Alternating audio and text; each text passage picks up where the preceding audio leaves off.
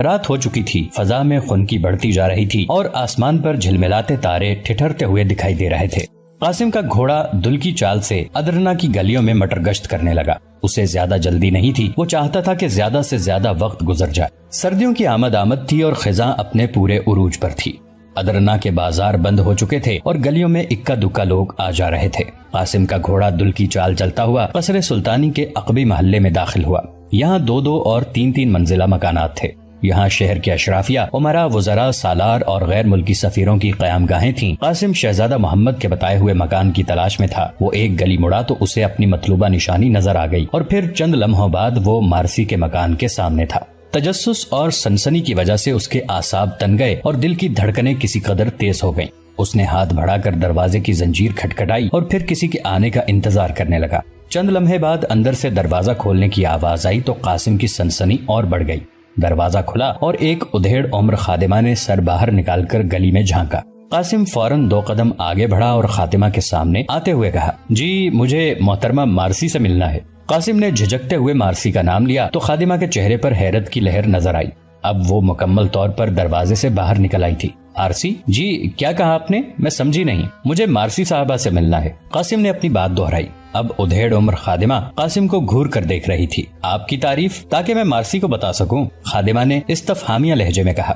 بس ان سے کہہ دیجئے شہزادہ محمد کا دوست آیا ہے، قاسم نے گول مول تعارف کروایا۔ ادھیڑ عمر خادمہ چند ثانیے کچھ سوچتی رہی، پھر گھر میں داخل ہو کر دروازہ بند کر دیا۔ قاسم حیرت کے عالم میں کھڑا رہا۔ ابھی وہ کچھ سمجھ نہیں پایا تھا کہ دروازہ کھلنے کی آواز آئی۔ اس مرتبہ ادھیڑ عمر خادمہ کے ساتھ ایک ادھیڑ عمر معزز خاتون تھی۔ یہ مارتھا تھی۔ مارتھا نے قاسم کو سلام کا جواب دینے کے بعد اندر آنے کے لیے کہا اور خود اس کے آگے آگے چل دی۔ مکان میں داخل ہو کر قاسم نے دیکھا کہ مارتھا کے ساتھ ساتھ ایک حبشی غلام میں مستعدی سے چلتا ہوا آ رہا تھا، جس کی 2 دھاری تلوار نیام سے باہر تھی۔ قاسم بے پرواہی سے چلتا ہوا مارتھا کے مہمان خانے میں داخل ہوا۔ مہمان خانہ سادہ لیکن عمدہ سامان سے آراستہ تھا۔ اس کمرے میں مسلمانوں کی روایات کے خلاف لکڑی کی کرسیاں رکھی تھیں۔ سامنے کی دیوار پر حضرت عیسیٰ علیہ السلام کا مجسمہ صلیب کے ساتھ لٹکا ہوا تھا۔ مارتھا قاسم کے ساتھ کرسی پر بیٹھنے کی بجائے کھڑی رہی اور کھڑے کھڑے قاسم سے سوال کیا، محترم نوجوان، کیا تم بتا سکتے ہو کہ تم میری بیٹی سے کیوں ملنا چاہتے ہو؟ اس کے لہجے میں ہلکی سی چبن تھی۔ قاسم نے شرمیلے انداز میں سر جھکا کر جواب دیا، میں محترمہ مارسی کا شکریہ ادا کرنا چاہتا ہوں کیونکہ انہوں نے میری جان بچا کر مجھے ممنون احسان کیا ہے۔ قاسم نے جواب دیا تو مارتھا کی پیشانی پر شکنیں پڑ گئیں۔ جان؟ مارسی نے تمہاری جان بچائی؟ کب؟ کیسے؟ کہاں؟ مارتھا کے لہجے میں حیرت تھی۔ قاسم نے مسکراتے ہوئے جواب دیا، دراصل میرا سکندر بیگ کے ساتھ شمشیر زنی کا مقابلہ ہوا تھا اور عین اس وقت جب بے خبری میں سکندر مجھ پر وار کرنے لگا تھا، مارسی نے بآواز بلند مجھے پکارا اور جملہ ابھی قاسم کی زبان پر تھا کہ اچانک مارسی کمرے میں داخل ہوئی۔ اس کی آنکھوں میں حیرت کے سفینے تیر رہے تھے۔ اس کا ملکوتی چہرہ اعصابی دباؤ کی وجہ سے تن کر سوکھے ہوئے غنچے جیسا لگ رہا تھا۔ مارسی غالباً کمرے میں داخل ہونے سے پہلے قاسم کی باتیں سنتی رہی تھی۔ وہ پھٹی پھٹی آنکھیں لیے اندر داخل ہوئی اور قاسم کے سامنے آ کھڑی ہوئی۔ قاسم بھی مارسی کے احترام میں اٹھ کر کھڑا ہو گیا۔ مارسی نے پلکیں پٹپٹاتے ہوئے قاسم سے کہا، آپ غالباً وہی نوجوان ہیں جنہوں نے تہوار والے روز سکندر بیگ کو شکست دی تھی، میں نے آپ کو وہاں دیکھا تھا۔ مارسی نے اپنی ماں اور غلام کی موجودگی میں قاسم کو نہ پہچاننے کی اداکاری کی۔ قاسم بھی مارسی کا مدعا سمجھ چکا تھا، چنانچہ کسی قدر مسکراتے ہوئے انتہائی شائستہ لہجے میں کہنے لگا، جی ہاں، میں اسی روز کے احسان کا شکریہ ادا کرنے کے لیے حاضر ہوا ہوں۔ آپ نے اس روز مجھے بر وقت خبردار کر کے اور میری جان بچا کر مجھے دوسری زندگی بخشی ہے، جس کے لیے میں آپ کا ممنون احسان ہوں اور آپ کے لیے کوئی بھی خدمت بجا لانا اپنی سعادت سمجھتا ہوں۔ قاسم کی بات سن کر مارسی کھلکھلا کر ہنس پڑی، اجی واہ، کیا بات ہے، آپ اتنی طویل مدت بعد میرے احسان کا شکریہ ادا کرنے آئے ہیں، بہت خوب۔ مارسی نے کہا تو قاسم خفیف سا ہو گیا، جی دراصل مجھے آپ کے نام اور رہائش کا پتہ آج ہی مل سکا ہے، یہی وجہ ہے کہ میں اتنی دیر کے بعد حاضر ہوا ہوں۔ اسی اسنا میں مارتھا وہیں کھڑی قاسم کے حدود اربع کا جائزہ لیتی رہی، لیکن اب اس کا ہر طرح کا وہم دور ہونے لگا۔ گویا قاسم اور مارسی کی کامیاب اداکاری نے رنگ دکھانا شروع کر دیا تھا۔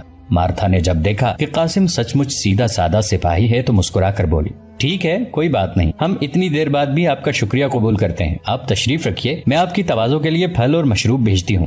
مارتھا نے اطمینان بھرے لہجے میں قاسم سے کہا اور پھر حبشی غلام کو ساتھ لے کر کمرے سے نکل گئی۔ مارتھا چلی تو گئی لیکن قاسم کو تسلی نہ ہوئی، چنانچہ اس نے اپنی اداکاری برقرار رکھی اور مارسی سے مخاطب ہوا، دیکھیے آپ مجھے اپنا خادم سمجھیے، میں اگر زندگی میں کسی موقع پر آپ کے کام آ سکوں تو مجھے فخر ہوگا۔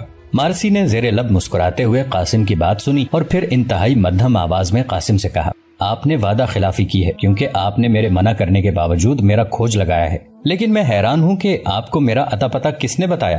میں آپ کی والدہ کو بتا چکا ہوں کہ میں شہزادہ محمد کا دوست ہوں اور شہزادے سے ہی میں نے آپ کا پتہ حاصل کیا۔ دراصل ایک مرتبہ آپ کے گھر آنا ضروری تھا، میں آپ کی والدہ سے ملنا اور انہیں دیکھنا چاہتا تھا۔ قاسم نے مارسی کے نزدیک چہرہ لاتے ہوئے اس کے کان میں سرگوشی کی۔ قاسم کے الفاظ مارسی کے رخساروں پر گدگدی کرتے ہوئے اس کے کان میں اتر گئے۔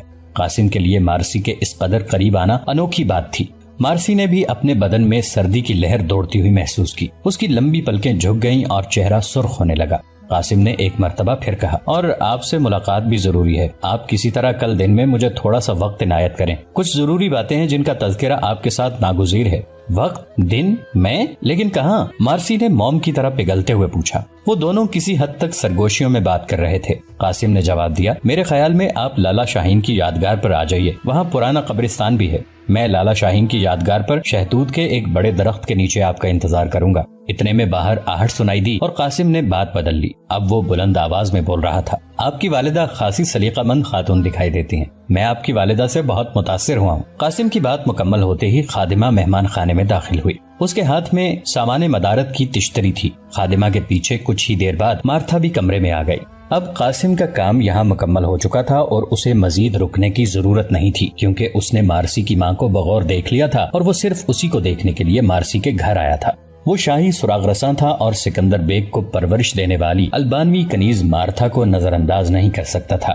اب اس نے مارتھا کا گھر اور اس کے اتوار کا بغور جائزہ لے لیا تھا اور اب وہ مارتھا کے بارے میں کسی حد تک رائے قائم کر سکتا تھا۔ اس کے بعد کچھ دیر قاسم ان لوگوں سے ادھر ادھر کی باتیں کرتا رہا اور پھر ان سے اجازت لے کر چلا آیا۔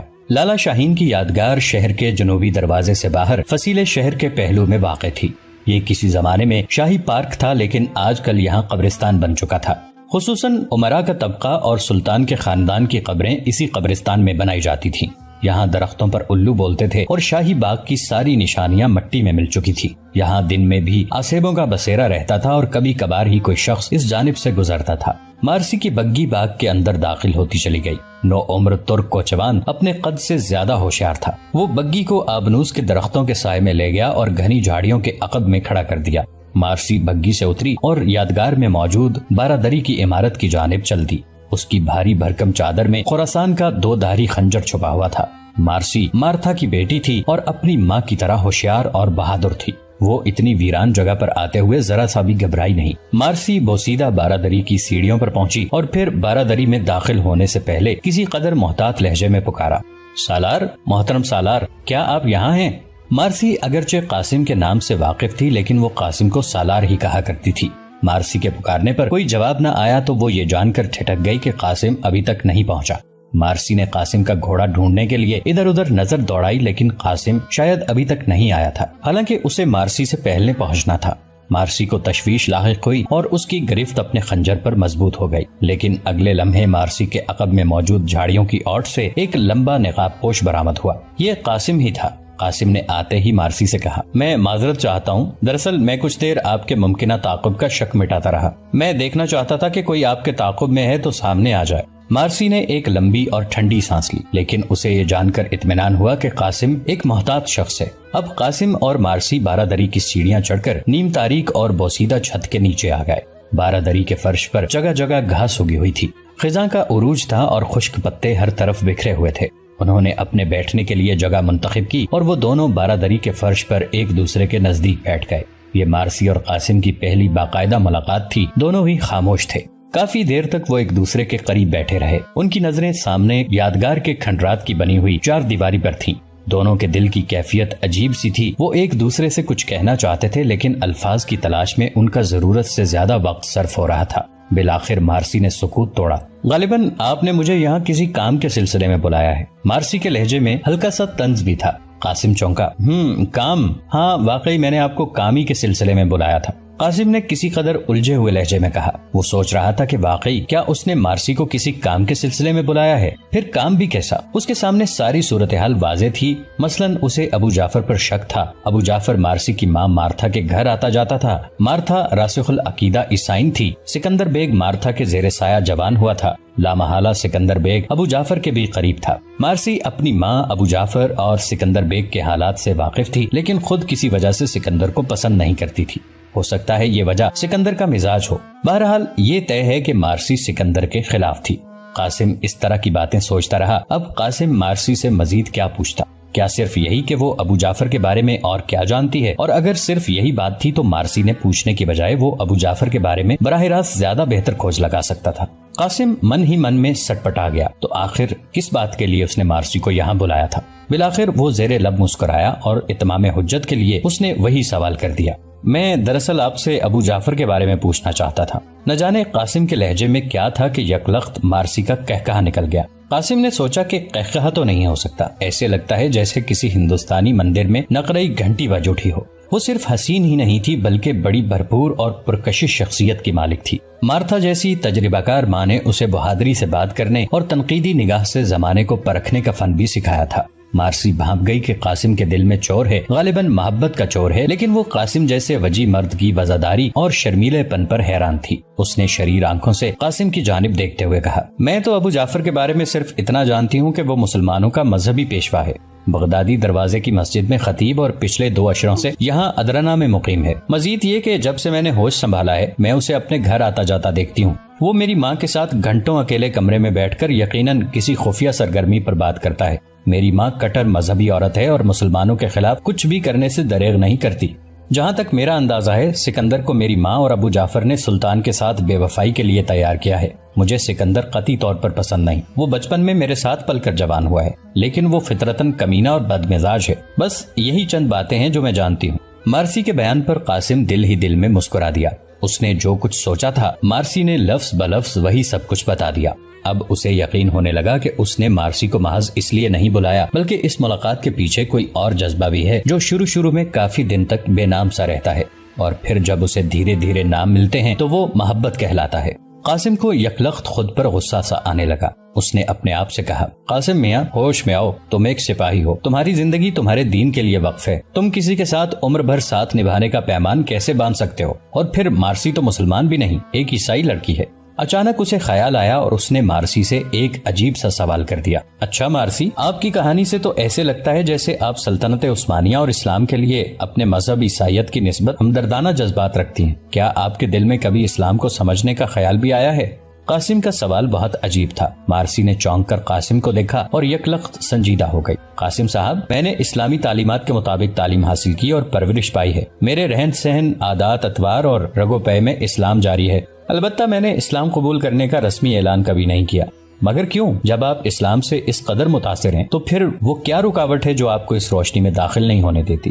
قاسم کو مارسی کے جواب سے مزید تجسس پیدا ہو گیا تھا۔ اس کے دوسرے سوال پر مارسی نے کہا، کیا اعلان کرنا ضروری ہے؟ میں نے تو اب تک جو کچھ سمجھا ہے وہ یہ ہے کہ ہر اچھی بات اور متوازن عمل اسلام ہے، اور جو کچھ متوازن نہیں وہ غیر اسلامی ہے۔ میں کوئی غیر متوازن کام نہیں کرتی اور ہر اچھی بات کو پسند کرتی ہوں، تو کیا اب میرا مسجد میں جانا اور وہاں جا کر ابو جعفر جیسے پیشواؤں کے ہاتھوں پر رسماً اسلام قبول کرنا اور مارسی کی بجائے سکینہ نام رکھ لینا بہت ضروری ہے؟ مارسی کی بات سن کر قاسم کے چکے چھوٹ گئے۔ وہ سوچ بھی نہیں سکتا تھا کہ ایک غدار عیسائی ماں کی بیٹی اس قدر صاحبہ علم اور سمجھدار ہو سکتی ہے۔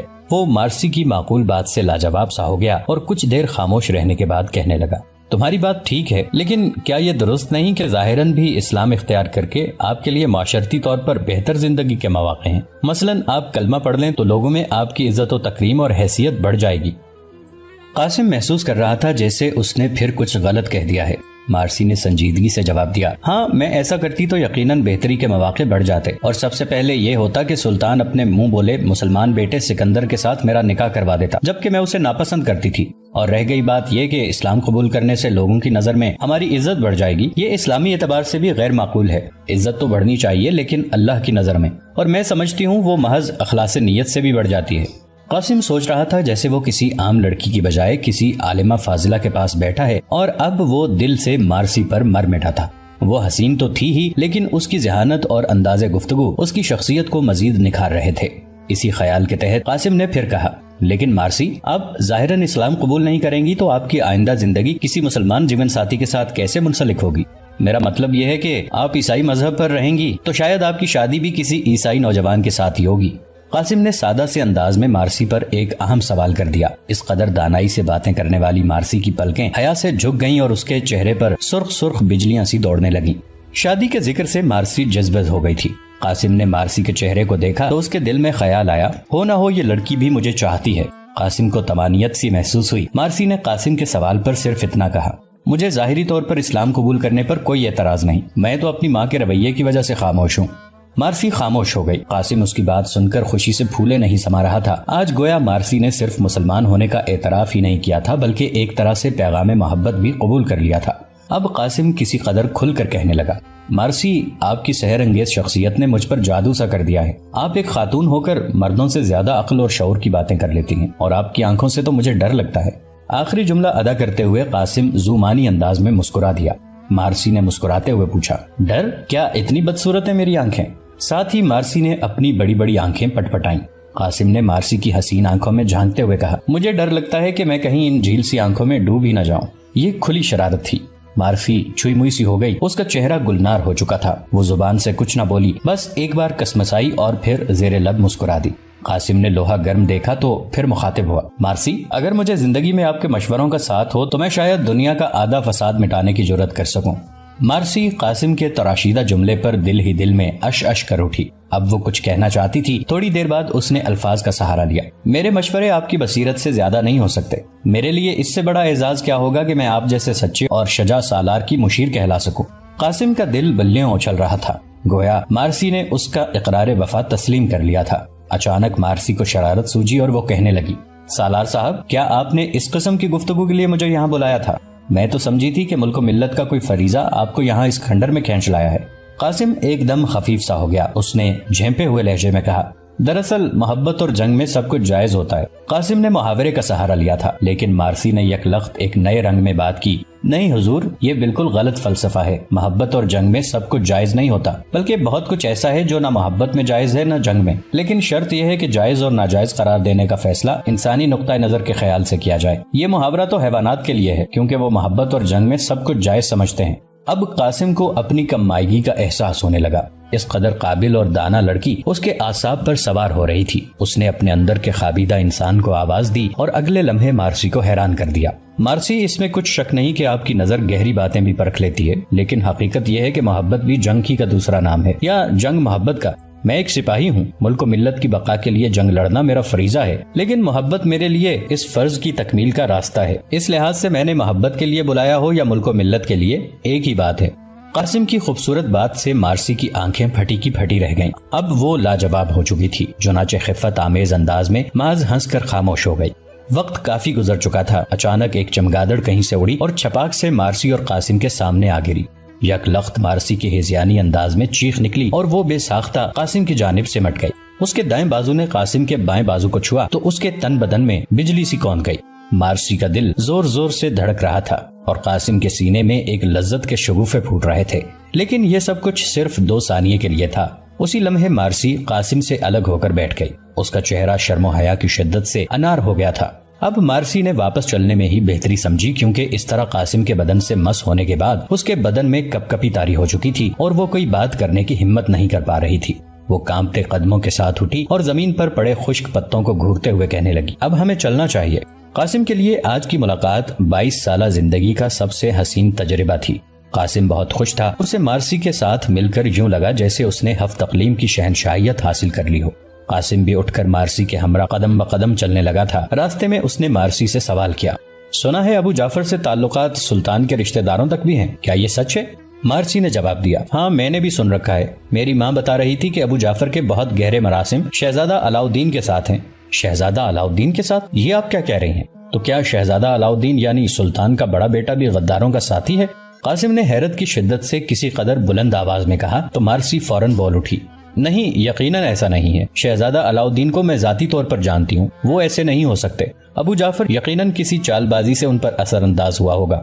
قاسم نے اطمینان کی سانس لی، لیکن وہ اس نئی بات کو معلوم کر کے خوش تھا کہ ابو جعفر کا آنا جانا شہزادہ علاؤالدین کے پاس بھی تھا۔ ہمارے اس چینل کو سبسکرائب کر کے نیچے موجود بیل آئیکن کو بھی ضرور کلک کیجیے گا۔ اگلی ملاقات تک کے لیے ہمارا اور آپ کا اللہ نگہبان۔